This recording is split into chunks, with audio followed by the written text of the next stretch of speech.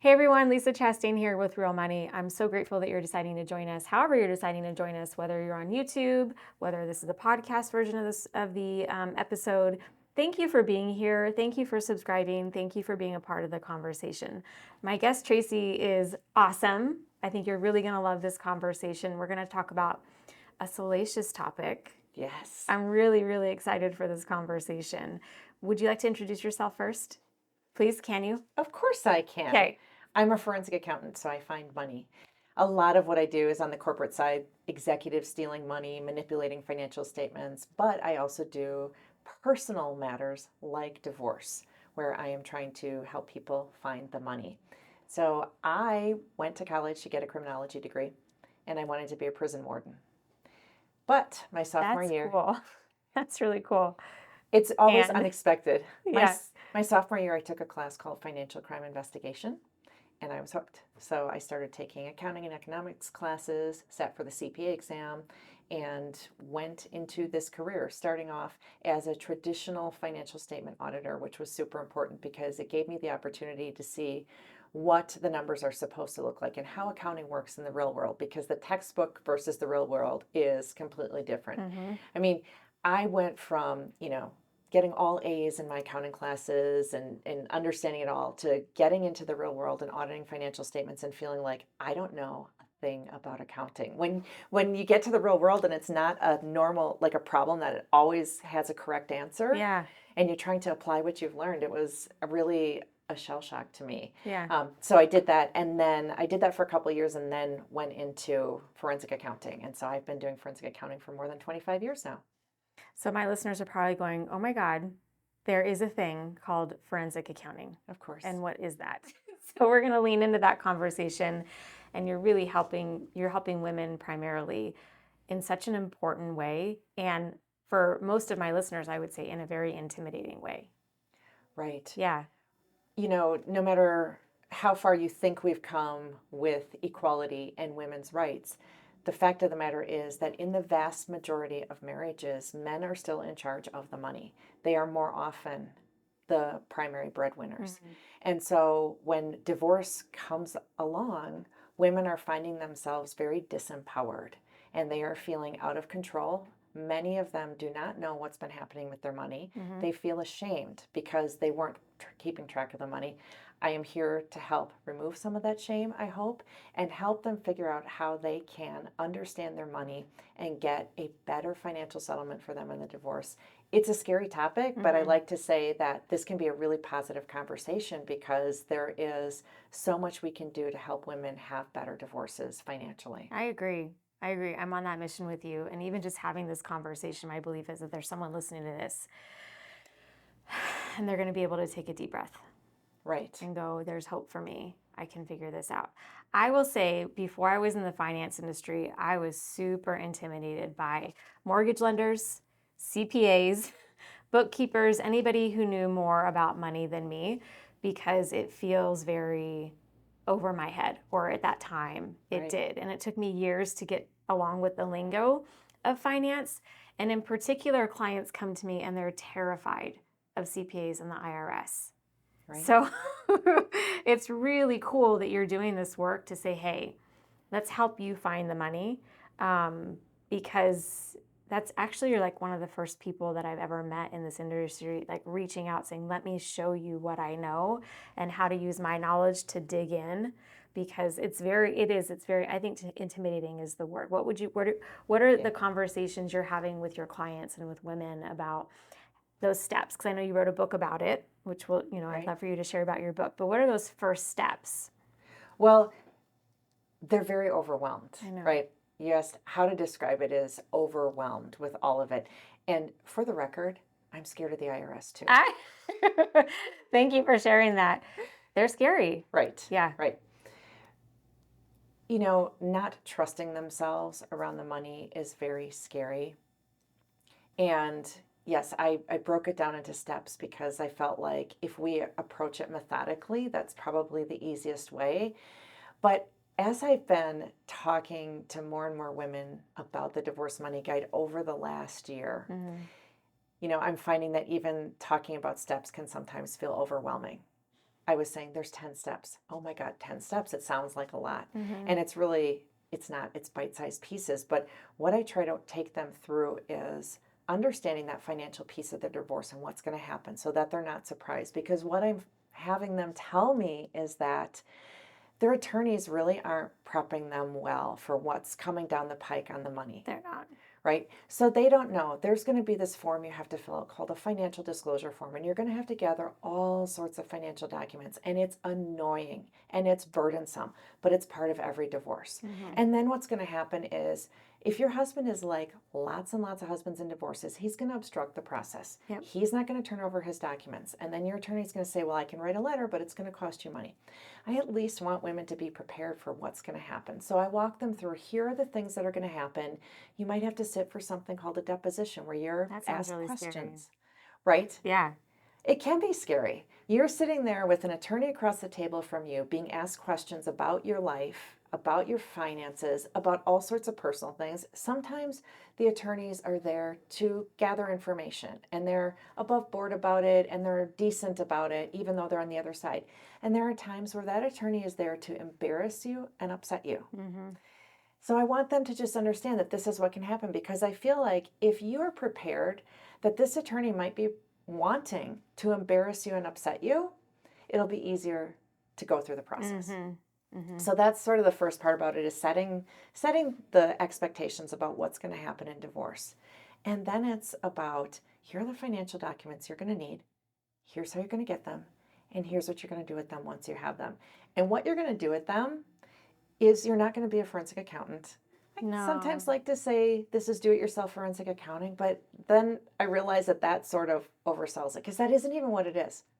Can we talk about what forensic accounting is Yeah. first? We'll come back Yeah. to the documents, because I Yeah. think probably some listeners just checked out.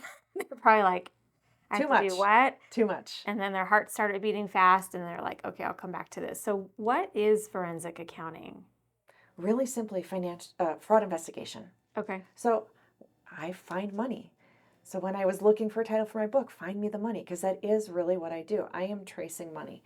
So if you want to get technical about it, I take all sorts of bank statements, credit card statements, investment account statements, and I go line by line through the transactions and figure out where the money has been going, what you've been spending on your normal stuff, your mortgage, your car payment, your groceries. All that is fine and well. You don't need me, an expert, to look at that, but those transactions are there. And then I'm looking for the transactions that are maybe questionable. Here's a transfer to an account you never knew existed. Mm-hmm. Here are some large cash withdrawals out of your bank account that you didn't know ever happened. Here is a paycheck deposit that seems awfully smaller than your normal deposit for paychecks. Yeah. Wow. Mhm.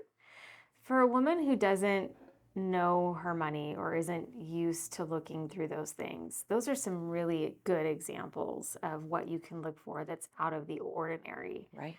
How long or how far back do you have to look to know that it's out of the ordinary?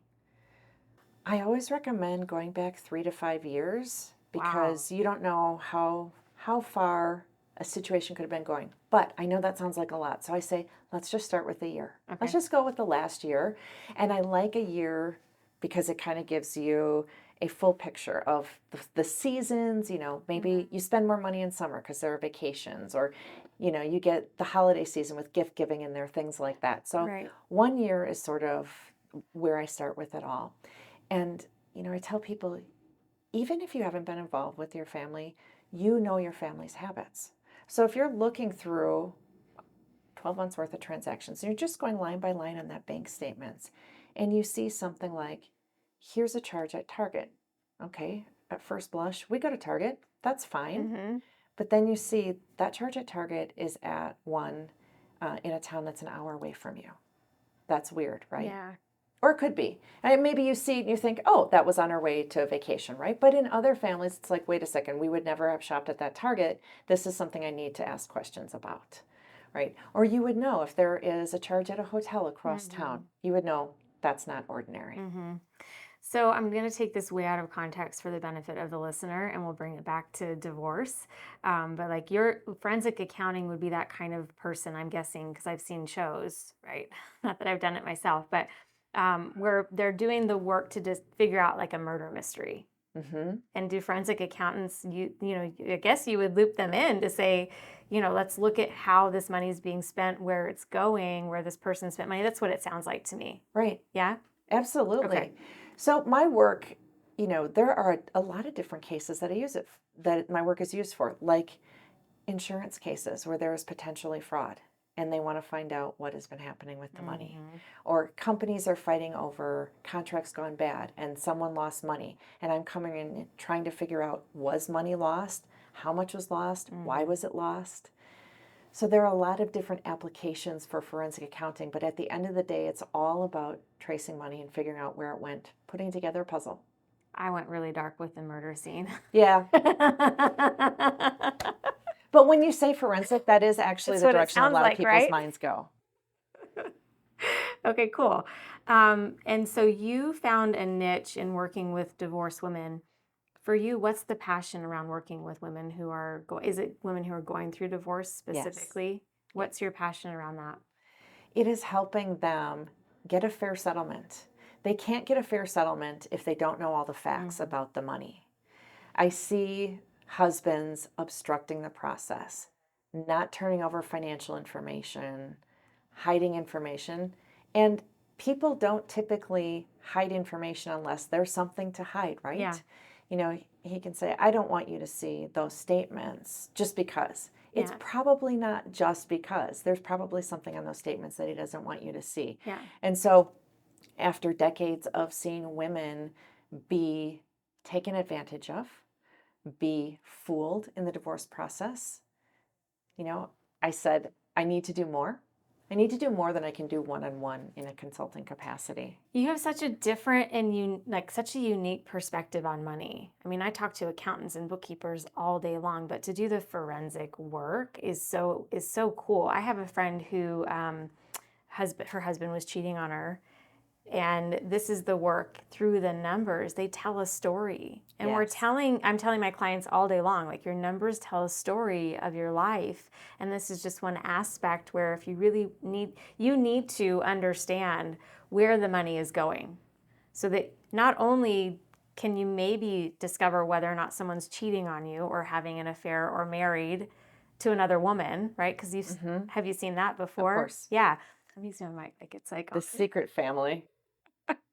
I keep forgetting my mic isn't on. I keep leaning into it. It's so funny. I know. I'm just laughing at myself. I know. What was I saying? I don't know. I was thinking about whether my lip gloss was okay or not. Not gonna lie. Secret money. Yeah. So friend who yeah. So you want to be able to kind of see what patterns are off, or where if that transaction's happening in another town, but also if money's being sent to a different account that you don't know of, right? That would be a clue into what's possibly going on. Well, and let's back up even further. For some people who are getting divorced, there isn't even a suspicion of fraud, but there is a need to know what's been going on with the money. How can you plan for your financial life after your divorce if you don't know what it costs to live? So looking at those bank statements will help you understand exactly how much our mortgage is, how much the car payment is, how much have we been spending on groceries. So just gathering the facts about what's been going on with the money is also super important. So important. Okay, so let's talk about the next step. So financial statements, we were on financial statements. Once you have the information, what do you do with it? So I know as a part of, now, are you talking to specifically women who are like in the thralls of divorce, who are already, you've decided you're going to get a divorce, you're in the middle of it, trying to figure out the right information, right? So for that, is that who we're talking about for you? No. Okay. We could also be talking about people who are considering divorce. And I say people because the Divorce Money Guide is for men or women. I speak to women because that is who needs my product and my services. That's who I primarily work with. And so I say husbands. And so for all the guys out there, don't be upset. If you're listening, women lie and cheat too. Yeah. They hide money too. Yeah. I just happen to have a particular focus on women. So what was the question? Is this for women who are like in the middle of divorce? And it's not really. It's for anyone who is thinking about divorce or wanting to clue in and figure out where the money's going, really. Right. So some people are considering divorce, and there are some issues surrounding trust, and one of those issues might involve money. And so they might want to really understand, is there anything funny going on with the money as they are in that decision-making process? Yeah. So then what's the next step? You figure out all the things, and what do you do with it? So you find transactions that are bad, you put them on a list. You find transactions that you're not sure about, you put those on a list. You essentially end up with 2 lists of transactions, and you end up going to your attorney with them so that they can be presented to the divorce court, because you may be asking for half of that money back. So let's say you found that your husband spent $30,000 on an affair partner. Half of that money was yours. You're entitled to get that back. The court's not going to give it back to you unless you have proof. And so all of those transactions are the proof. I would never thought of it that way. I mean, I went through my own divorce in 2017, but I was the one that managed all the money. I'm really glad he didn't have a forensic accountant, because I was moving stuff, right? Like I wanted to keep mine or whatever. I did say that live on air, but Right. it's long over. It's okay. I wasn't hiding money, but still, like I would have been really uncomfortable with someone like trying to get in there and figure out Right. what was going on. I'm sure you see a lot of people who are super resistant to the process. Absolutely. So you have a list of what seems right, what doesn't, what seems right, what doesn't seem right. And then I would have never thought of that either. Like I know like in a community property environment, like half and half, but once the money's spent, half of it's still yours if you find out that there's fraud. Right. And so what we do is we hope that there are other assets that you're splitting in the divorce. Maybe you're splitting a retirement account or some other investment account or a house. And if you're owed money back from improper spending, Yeah. hopefully you can get it in that property division. The other way that we use those transactions is on that list of bad transactions, you might have transfers to accounts you never knew about. And so the attorney is then going to be sending subpoenas to those banks to get those account records so that we Yeah. can see what's in that account. So not only do we want to try to get money back if it was spent inappropriately, but we also want to be doing things that help us discover if there are other accounts, other assets Right. that we should be asking for half of. Right. That sounds really, really cool. What do you love about the work that you do? All of it? All of it. Yeah. Like you're really good at it. Did you you went in criminology? You were Yes. going to be a warden, Prison warden. a prison warden. So to make the shift to accounting, you fell in love with it. Um, I'm okay. I'm going to backtrack to prison warden. What's that about? That's about, I am fascinated with the criminal justice system, Yeah. the social aspects of it. Do Yeah. we rehabilitate criminals or do we not? Is imprisonment for the punishment or is it for the protection of society or something else? And so what I was looking at was I felt like I could be a really great source for positive change there. That, I am the kind of person who could help the prisoners have a better experience and come out of prison better people than before. I could help victims feel like the process was more effective. I could help the employees of the prison system have a better experience in their careers. I just felt like there was so much that I had to offer there in a very young and inexperienced way. Yeah. I had those feelings. And so that's what I wanted to do. And then accounting. Yes, but it still involves criminal justice because I'm doing these fraud cases. And some of the cases that I do involve people going to prison. Like one of the types of cases that I do is criminal defense work. So like right now I have a client who is accused of running a massive Ponzi scheme and he has federal charges against him. He's most likely going to go to prison for a period of time. And my work is aimed at checking the government's numbers and making sure that he's held responsible for the right amount of fraud. The right amount of fraud. Yes. Interesting. Is there a wrong amount of fraud? Well, what typically happens when someone's being charged with crimes like this, the government throws everything in the kitchen sink into it. And they try to get these numbers as big as possible to create a certain negotiating position. Sorry, if you work for the federal government, don't be upset. We kind of all know this is how it goes. Like tax fraud is a great example of that. They will just pile on and say, you have millions and millions of dollars of unpaid taxes, and then we start to say, well, what was your methodology? Can you prove this number? Let's dig into this. And then all of a sudden the numbers start coming down as we start getting back to reality. And I'm there are a lot of accountants who don't want to do criminal defense work because they think it's dirty. Mm. And my feeling is that everyone's entitled to a defense. And if someone's going to get punished, they should get punished based upon the crimes that have been proven. Yeah. Yeah. And in divorce, it's the same thing. Same concept. Let's just be Certainly. fair, but let's make sure that you have the tools and you know how to dig in and get the information to be able to then make sure that the punishment or whatever that is, right? Right. That the verdict, that the decision at the end of the day is fair and right. And there's a lot of women who just walk away.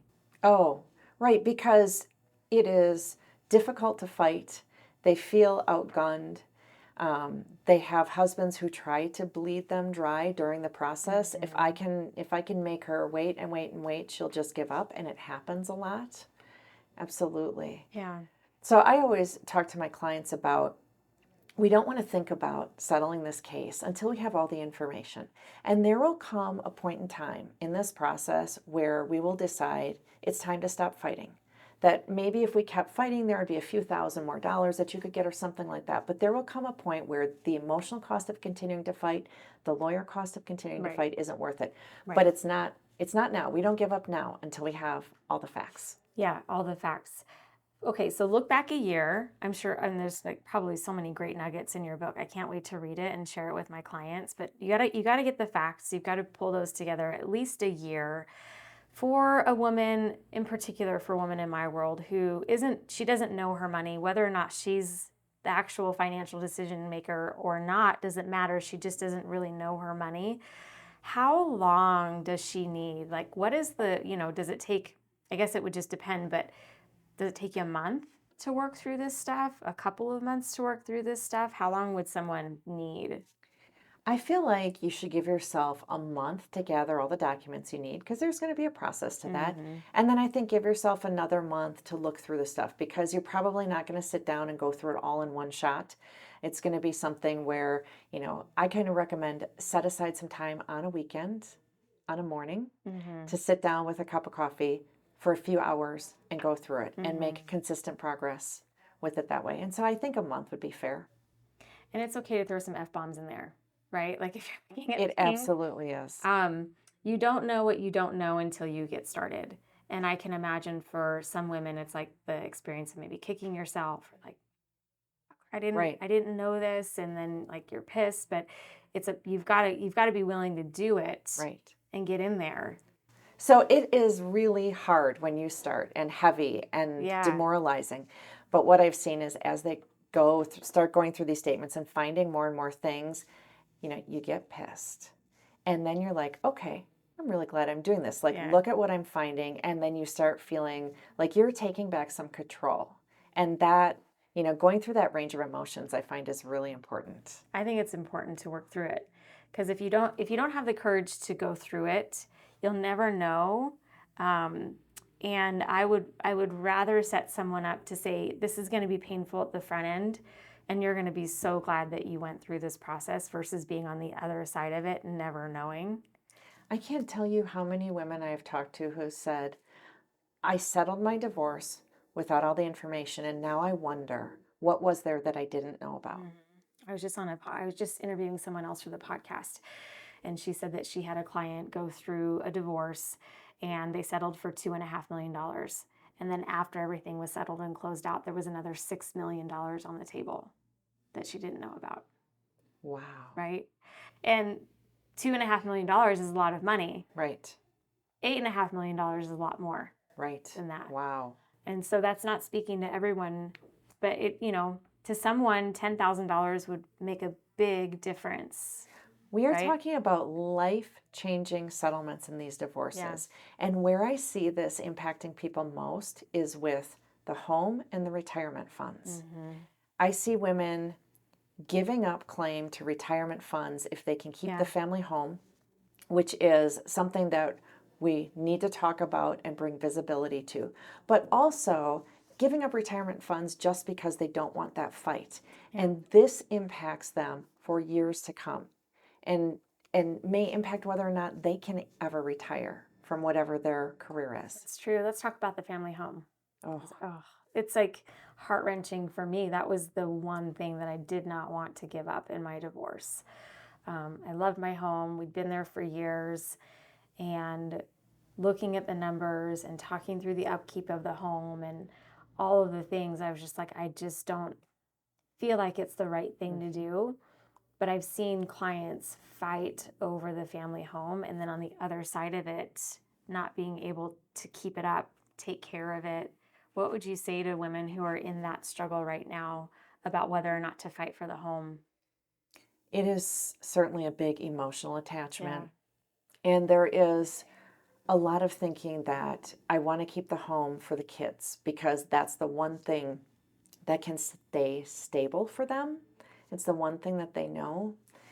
I think the truth is that for kids, they're pretty resilient, and that if given the choice to see mom struggle really hard to make ends meet and never be able to take us on a vacation or take us for ice cream, or if it was, hey, we're going to start over in a new, smaller home, but mom is not as stressed and can do things, I think the kids would choose the new home. I think so too. It's a time, yes, there is a lot of upheaval for the kids, but trying to keep the home for the kids when you really can't afford it is a really bad long-term decision. Right.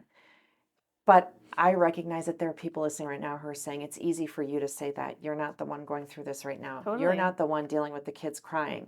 You're not the one dealing with me thinking, oh my God, I've been in this house for 15 or 20 years. I've got to pack everything up and move. And it's true. I'm not in that position right now. But I have had this experience with so many women in their divorces, and I've seen them struggle with that home that they can't afford. Yeah, I've seen it too. I've seen it too. And affordability is a relative term.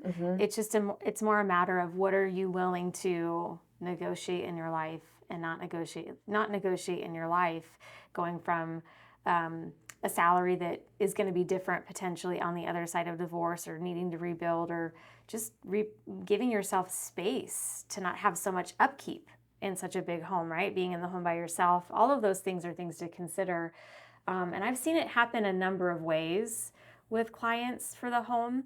How would someone know potentially that they can't afford it? What are some of the signs that they should be looking for in getting to know their finances, that they're like, yeah, this is not something that I can really afford, or that I want to be able to afford? What are those pieces, those clues in the financial statements? Well, I would have them honestly work with a mortgage professional who is well versed in divorce situations, because they can come up with some creative scenarios. They can play out a few different scenarios and help them decide. But like whether to finance the home, or right, because sometimes you have to refinance it. Yeah, cash out, that kind of stuff. You know, really, it's money in, money out. I mean, you have to be realistic about, can you afford the mortgage and the upkeep? And the thing that people forget about is the upkeep piece of it. They're thinking about the mortgage and the taxes and the utilities, and they're not thinking about maybe the cost of having landscaping done. What if the furnace goes? What if something happens to the roof? And it is those unexpected costs that sink the ship. So that's the thing that I really see as the big warning sign, is whether that's affordable. But the other thing that I think people forget about is, if you are counting on spousal support and or child support to be able to make that house payment every month, there is risk there. Yeah. Your ex-husband loses his job, decides to quit his job, decides he always wanted to be a drummer instead of an executive. Yeah. Or he wants to travel the world with a backpack. These kinds of things happen, even when you're amicable and he's trustworthy and all the things. Things you don't expect happen. He could die. Yeah. And you might not have a source of income anymore. So you need to think about all those things. And I think that's one thing that's overlooked. I agree, that's overlooked. In the promises. Promises, promises, promises. When you're going through a divorce, even for me, I heard a lot, and it didn't end up shaking out that way. Once everything was closed and the dust was settled and the move happened, people, like I tell my clients, you don't know who this other person, man or woman, you don't know who they're going to be on the other side of divorce, to your point. Right. And you can't rely on promises. You have to rely on the facts. And that's what you help through the divorce money guide, right? Did I say that right? Yes. The divorce money guide. Details are not my thing, which is kind of funny that I work with money, but that's funny. So through that process, you're helping them learn for themselves how to look at their money and know it. And I think that's just like super, super cool that you're taking your talent, you're taking all of your wisdom, and you tell a story throughout the course of the book. Do you mind sharing some of that? Like, what's Yes. the story that you're telling in the book? Well, so there's the Divorce Money Guide, which is the online handbook, the product that helps people actually do the nuts and bolts of finding their money. Yeah. And the book is Find Me the Money. And it's sort of like an intro into what it would be like to go through the Divorce Money Guide. It's the story of Jackie, who left her career in marketing to be a stay-at-home mom. Her husband, Derek, was having an affair, a long-term affair. They're getting divorced now. And she is trying to figure out what's been happening with the money because she's been hands off of the money for several years after becoming a stay-at-home mom. And of course, she starts out overwhelmed and feeling insecure.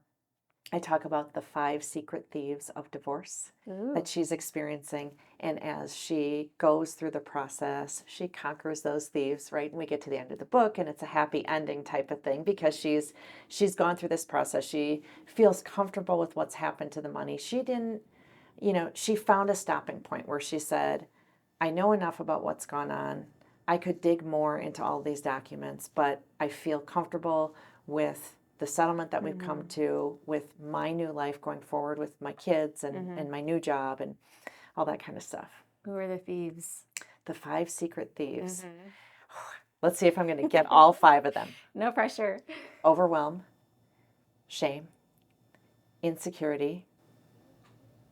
Oh gosh, this is terrible. It'll come back to you. It'll come back to me. Those are 3 really big ones, though. Yes. Overwhelm, shame, and insecurity. We'll talk about insecurity because I would say that for my listeners, numbers in themselves, numbers can be very intimidating. And if you feel insecure about what you're entitled to, or if you're not feeling empowered, that can stop you from taking the action that you need to take. Right? For me, in my divorce, my insecurity was that I had moved out of my house with my parents right into my house with my husband. I had never lived on my own before. Oh, wow. And on the outside looking in, I felt successful, or somewhat appeared successful. I was growing a business and all these things, but my insecurity was, how am I going to do this on my own? Yes. Even though I knew the numbers, I have, for the most part in my marriage, taken care of things. It was a big hurdle to overcome, a really big hurdle. And I think that to that point, the numbers can help support with that insecurity because it's facts versus belief. Right. What do you talk about in terms of insecurity? How do you help reframe that for women? The insecurity really often surrounds, will I be able to financially support myself and my kids? It does. And so understanding your numbers can help you become secure because you will find a path through that. Right now, especially if you're a stay-at-home mom. And that's the position Jackie is coming from, is she gave up her career. She's now been out of the workforce for 10 years. She's got to update some of her skills. She's got to play catch up. Her peers, kept going with their career. But as she is finding that career path and interviewing for jobs and finding a new job, she's feeling more secure that way. But she's also figuring out, I know about how much money I'm going to make, and therefore I know what I can afford and what I can't. And Jackie initially wanted to keep the family house and then decided it's too big, it's too expensive. She found a more affordable option that her kids loved, and there were some benefits to that house, given where it was located and things like that. And so all of those things together, helped her feel more secure in her situation. Yeah. I listen to Wayne Dyer a lot, and what's sticking out for me is that there's this imagination that we can have about what life can look like. And through divorce, it's easy to hold on to what we know. And especially if divorce isn't your choice, or you find out or discover some secret and it's not necessarily the vision that you had for yourself, that you can stay imaginative and open up a new vision for what could be possible for your life. Speaking to Jackie, or for anyone out there who is finding yourself in a situation that you didn't necessarily imagine for yourself or didn't want for yourself, and here you are. What Wayne Dyer says is that through the process of imagination, all new things can be created. And if we have the courage to imagine what our lives could look like, what the possibilities could be, we then can use the numbers in sort of a dance in a way to help confer power for what's possible for us. But if we don't have the courage to look at it, if we don't have the courage to know what is, how can we then move? We've got to choose and accept the situation for what it is today. And I just think that's so powerful to say could be one of your greatest opportunities. And Cree's in the studio with me today. She's been on the podcast before, and Kendall's in the studio today. Her mom's been on the podcast and been through, breakups and divorce. It's just, that's I think my call to action for any woman on the show today who's listening, to say, what could be possible for your life as a result of going through this really, really hard thing? What could be possible for your children's lives? Right. And there's so much out there for you. Life could just be beginning rather than just ending. And I love the work that you do so much, because it becomes tangible, right? You're like, take this step. And yeah, it may seem like a lot, but take this step. Okay, now take this step. Now take this step. And I think that's really important.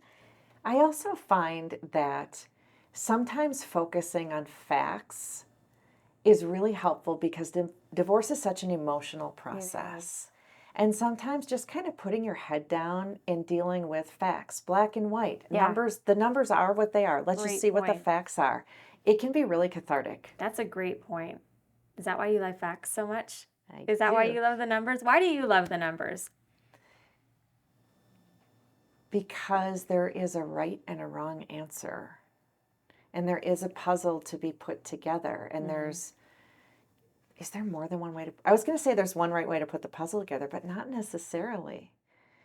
I don't know. It's just something that I'm really good at. And I have the ability to give people clarity and help them see things that they didn't know before. And I'm able to explain it in a really understandable way. So, when I go, like this week, I'm testifying in a trial. And my job is to make the judge, who probably knows nothing about accounting, make him understand this complicated issue. Yeah. And I find myself really good at that. Yeah. Yeah. I'm so grateful that you're using your talent to make a difference in a really big way. I feel like this is just the start for you in your career. I feel like this book is going to launch you. Go ahead. What? I'm 25 years into my career. That's true. It's such a different way. This right? is the next. Right. So I work... Every year, I probably do 3 or 4 divorce cases with clients. And it is typically clients who have higher earnings, higher asset values, more complicated situations. And so when I decided to do the Divorce Money Guide, the idea was born. It didn't have a name, but the idea was born. I want to help people, regular people who are getting divorced, who maybe don't have complicated money situations to me, but to them it's complicated. To them it's a big unknown. How can I help them? And so I was working through what a solution for them might look like. Came up with the idea and then said, I need to put metrics around this. What do I want to do? And I came up with, I want to help 1,000 women a year have better financial outcomes in their divorces. And I had some people say, oh my gosh, 1,000's a lot. I don't know if you can help that many people. And I said, do you realize that there are 700,000 divorces filed every year in the United States? If I only help 1,000, that's not even scratching the surface of who needs my help. That's so cool. That's so cool for you to say, you know what? I can make a bigger difference. Because you could, that's what it's all about. Right? Yeah, you could. And I always turn this back to the listeners, because someone is listening to this moment in the show or watching this show and going, okay, I've been in my career for 25 years, but what's next? Right. How can I take it to the next level? And you're finding a way with passion to take your talent and tell stories and give opportunities for someone who may not have the means to hire you. Right. Right? Figure it out for themselves. Well, what's also really cool is there are people who are seeing things that I've done on social media or on my blog or on YouTube, and they, for whatever reason, aren't in a position to even buy the Divorce Money Guide. They're not in a position to buy my book. I don't care, because guess what? I am putting content out there that is helping them regardless. And so There are so many people who can be helped, even if they never become a client or a customer. It doesn't matter. Totally. Yeah. This conversation is for them, is for anyone. I think, some key takeaways for the show today is one, because of a tool, your tool specifically, and because of your book specifically, there's a way for someone to go, I don't know where to start. I'm lost. I'm confused. Numbers aren't my thing. Right. And you're like, you can do this. The You can book do is the this. best starting place Yeah. for that. If numbers are not your thing, because the book shows you how numbers don't have to be your thing. No. And how I don't like to say it's simple, because what does that mean if I tell you it's simple? Yeah. Because everyone's like, well, it's simple for Tracy, you. right? You've been Right? doing it for 25 years, right?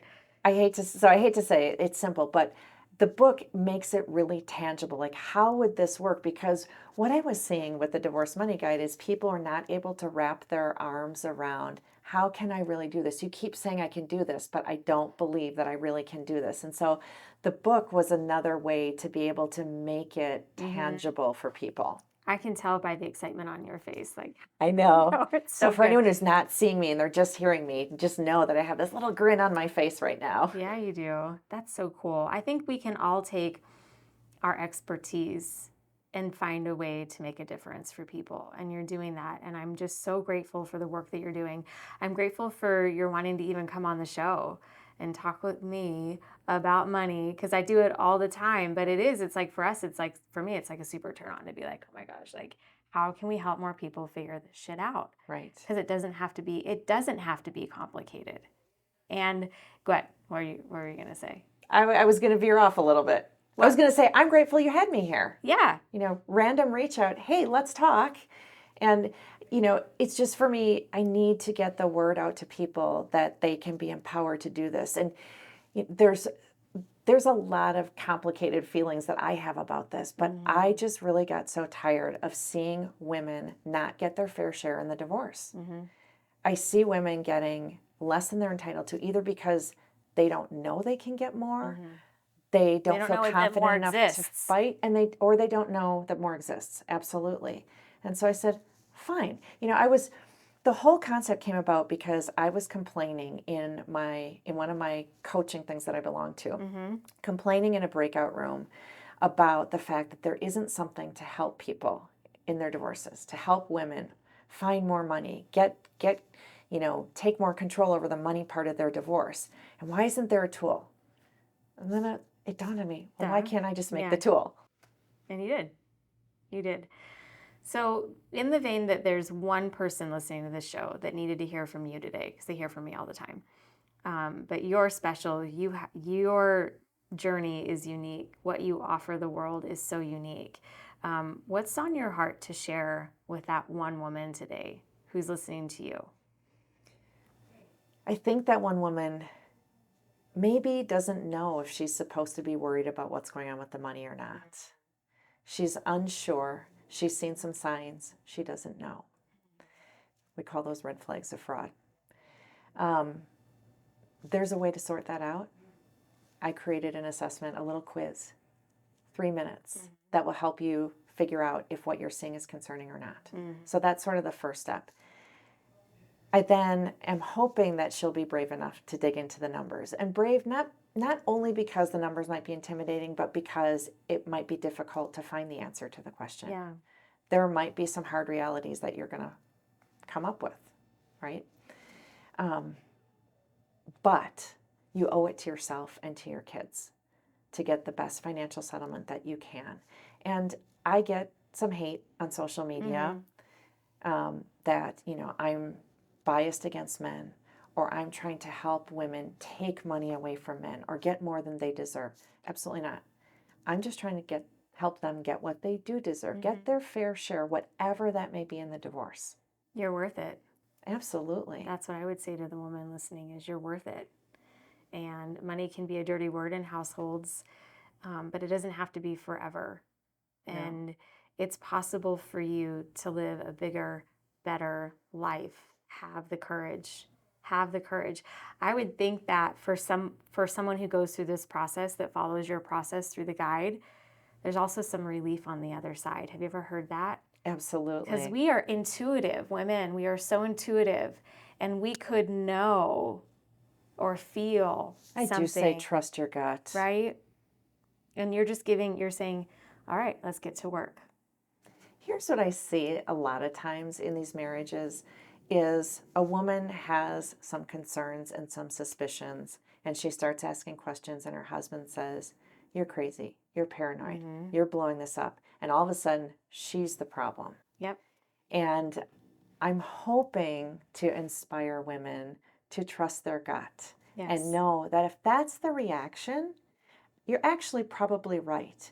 If he really wasn't doing anything inappropriate with the money, whether that is the secret account or the secret spending or the affair or whatever it may be, if there wasn't anything going on, wouldn't he want to help calm your fears and say, let me open up the books to you. Let's sit down and look at the books. I'm happy to show you what's going on with the money so that you can understand. That's a red flag. And I think the actual term is like financial gaslighting. Yes. Just, I'm going to start using that phrase, financial gaslighting. Yeah. I've been picking up some phrases from podcast hosts, and that's a really great one. Another great one is divorce amnesia. When they forget about money that they have. Oh, I didn't tell you about that account? I love that too. Yeah, financial gaslighting. It happens Absolutely. all the time. So if you're being gaslighted, follow your intuition. I'm going to say that in closing for the show. Follow your intuition. There are amazing people out there like Tracy who want to support you and guide you along with me. Let's open up the conversation so that you can live your best life. Divorce doesn't have to be the end of it. It's the start of it. If you know, in my opinion, that's where my life started, was after my divorce. Not saying you have to get a divorce, but let's just figure it out. Let's figure it out. Right. Okay. And, if you're in that part of your divorce where it's really yucky and emotionally taxing and you're in the throes of anger and sadness, I know that it's really hard to hear and to think about opportunities and happy future. And so, when we talk about this kind of stuff, I don't discount how difficult it is, but I hope that everyone can be open to there are good things coming down the road for you. I believe it. I'm the optimist. Me too. I believe it. So you can hold on to my hope today and Tracy's hope for you. I really hope that you enjoyed this conversation today. Thank you so much for being here. Thank you for having me. Where can people find you? They can find me at fraudcoach.com because I am your fraud coach through your divorce. And I will set up a landing page strictly for your listeners, and we'll put the URL to that landing page in the show notes. Thank you. And take the quiz too, the red flag quiz. Absolutely. Right? The quiz is there, the book is there, the divorce money guide is there, and seek me out on other podcasts and stuff. I have a ton of information out there. My theory is give it all away for free. You can find a lot of information that will help you. I love that. Thank you so much, Tracy. Thank you. All right. We'll see y'all next time on Real Money.